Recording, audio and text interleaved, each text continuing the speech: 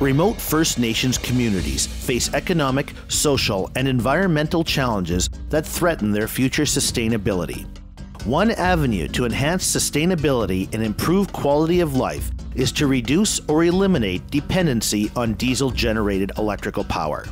The Watay Power Project will address this challenge through delivering safe, reliable, and accessible electrical power through a First Nations owned and operated transmission line.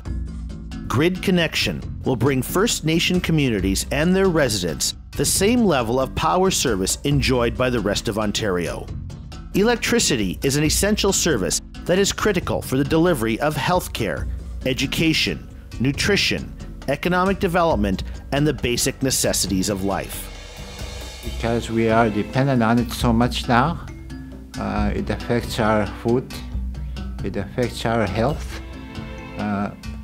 it affects pretty well everything that you guys take for granted down south. The impacts of no growth on the labor supply is profound as well, because there's no new jobs. A new transmission line would cost significantly less than continued diesel generation dependency. According to the Ontario Power Authority, diesel generation in remote communities costs 3 to 10 times that of the average price of power in Ontario. The cost of diesel for remote First Nations communities in Ontario is over $68 million a year, with substantial additional impacts to health, safety, and the environment. Many communities are constrained in their electrical capacity, and adding new homes and businesses to the existing diesel power supply is not possible. Many remote First Nation communities are experiencing significant population growth, and the demand for new housing by young families is reaching crisis proportions. I keep hearing that we've reached that capacity already, which means that any new business buildings, any new development that happens, that's going to be impeded. We've got 2 and 3 generations staying in one house that's made for one family, so a 3-bedroom house might have 8 or 9 people in it, and a lot of them there's babies, and the overcrowding is just exacerbating.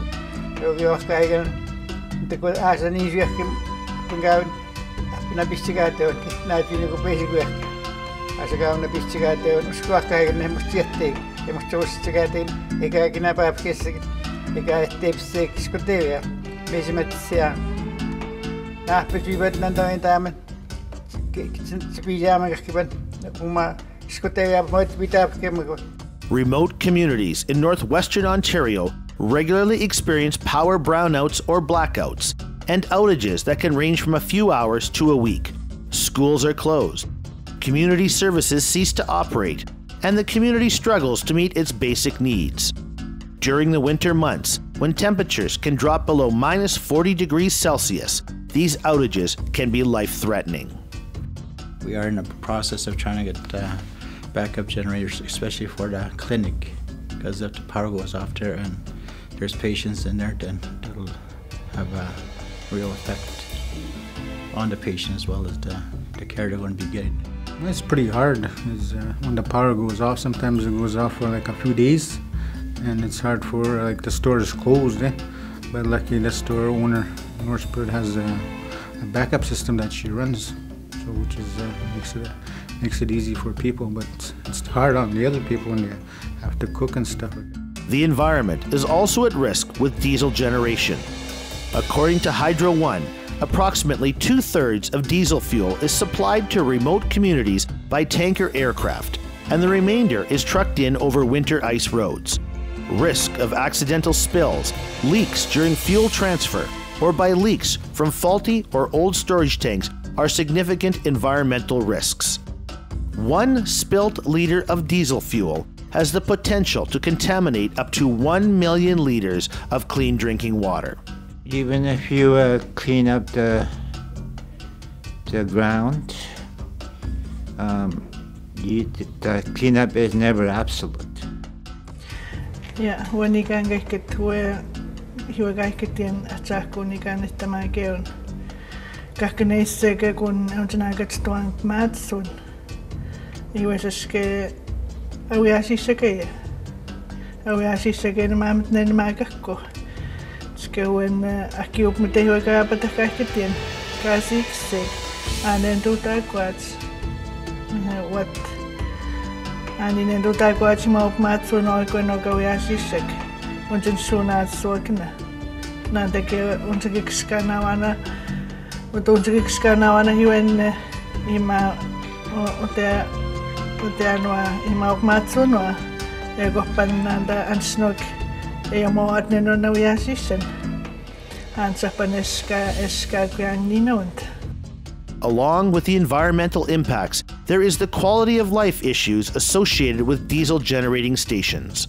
Noise, emissions, and waste are all part of diesel generating stations, and some of the existing generating facilities are located in the center of communities close to homes and schools.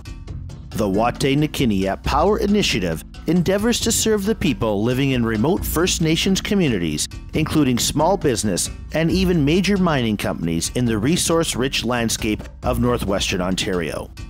The transmission project will bring significant economic development opportunities to Ontario's north.